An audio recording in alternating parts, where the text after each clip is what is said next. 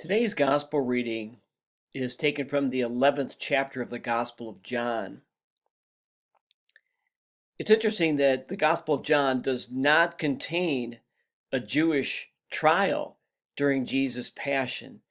Jesus appears before Annas and Caiaphas, the high priest, but he does not have a trial in which there are witnesses who come forth and give false testimony and all those things that we read about in the Synoptic Gospels.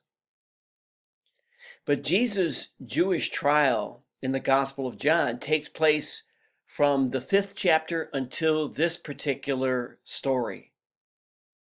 This is the climax of Jesus' Jewish trial in the Gospel that we read today. Notice that it says the chief priests and the Pharisees convened the Sanhedrin. That's the council that condemned Jesus in the Synoptics. And they said, what are we going to do? This man is performing many signs.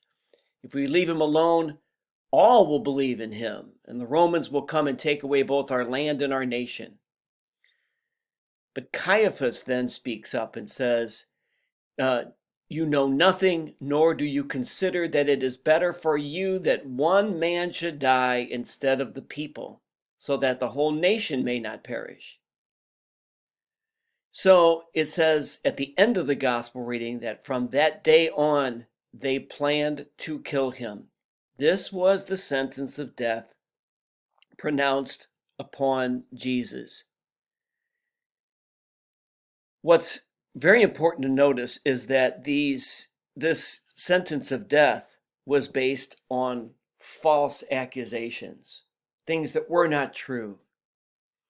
And that's the point really of my reflection today, that this gospel should serve as a warning to us not to be so quick to accuse or to judge because we might be wrong.